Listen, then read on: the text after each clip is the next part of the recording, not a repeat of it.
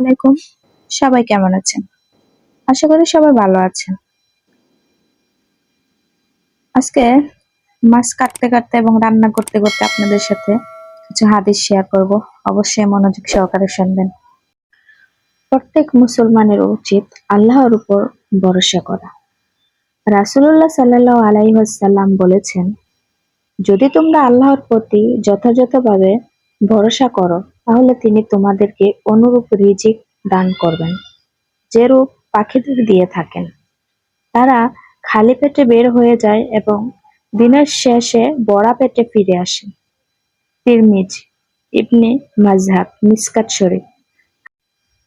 হযরত আবু হুরায়রা রাদিয়াল্লাহু তাআলা আনহু হতে বর্ণিত, তিনি বলেছেন, রাসূলুল্লাহ সাল্লাল্লাহু আলাইহি সাল্লাম বলেছেন, বনী ইসরাঈলের কোন এক ব্যক্তি বনী ইসরাঈলের অপর ব্যক্তির নিকট 1000 দিনার ঋণ চাইল। তখন সে ঋণদাতা বলল, কয়েকজন সাক্ষী আনো, আমি তাদের সাক্ষী রাখব। সে বলল, সাক্ষী হিসাবে আল্লাহই যথেষ্ট। তারপর ঋণদাতা বলল, তাহলে একজন জামিনদার উপস্থিত করো। সে বলল, জামিনদার হিসেবে আল্লাহ তাআলাই যথেষ্ট। ঋণদাতা বলল, তুমি সত্যিই বলেছ। এরপর নির্ধারিত সময়ে পরিশোধের শর্তে তাকে 1000 দিনার দিয়ে দিল।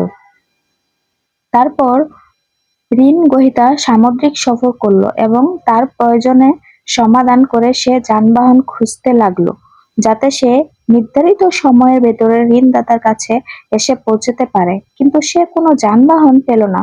তখন সে এক টুকরো কাঠ নিয়ে তা ছিদ্র করে এবং ঋণদাতার নামে একখানা পত্র ও 1000 দিনার তার মধ্যে ভরে ছিদ্রটি বন্ধ করে সমুদ্রের তীরে এসে বলল, হে আল্লাহ, তুমি তো জানো আমি অমুকের নিকট 1000 দিনার ঋণ চাইলেই সে আমার কাছে জামিনদার চেয়েছিল। আমি বলেছিলাম আল্লাহই জামিনদার হিসেবে যথেষ্ট, এতে সে রাজি হয়।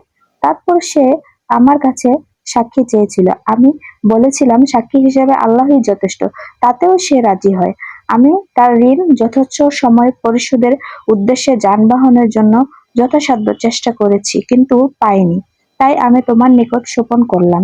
এই বলে সে কাঠের টুকরাটা সমুদ্রে নিক্ষেপ করল। অতঃপর লোকটি ফিরে গেল এবং নিজের শহরে যাওয়ার জন্য যানবাহন খুঁজতে লাগলো, আর খণ্ডটি সমুদ্রে ভেসে চলল। ওদিকে ঋণদাতা এই আশায় সমুদ্রের তীরে গেল যে হয়তো ঋণ গ্রহীতা কোনো নৌজাহানে করে তার মাল নিয়ে এসেছে। তার দৃষ্টি ওই কাঠের খণ্ডটির উপরে পড়ল। তার ভিতরে মাল ছিল। সে খণ্ডটি তার পরিবারের জ্বালানির জন্য বাড়িতে নিয়ে গেল। যখন সে তা ছিঁড়ল, তখন সে মাল ও পত্রটি পেয়ে গেল। কিছুদিন পর ঋণ গ্রহীতা 1000 দিনার নিয়ে হাজির হলো এবং বলল, আল্লাহর কসম, আমি আপনার মাল যথাসময়ে পৌঁছে দেওয়ার উদ্দেশ্যে সব সময় যানবাহন খুঁজতেছিলাম। আমি আপনার মাল যথাসময়ে পৌঁছে দেওয়ার জন্য সব সময় যানবাহন খুঁজতেছিলাম, কিন্তু আমি যে নৌযানে এখন আসলাম তার আগে আর কোনো নৌযান পাইনি। ঋণদাতা বলল, তুমি কি আমার নিকট কিছু পাঠিয়েছিলে?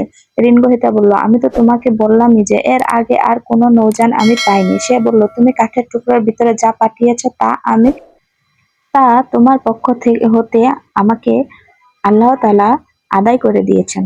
তখন সে আনন্দ হয়ে 1000 দিনার নিয়ে ফিরে চলে গেল। বুখারী শরীফ।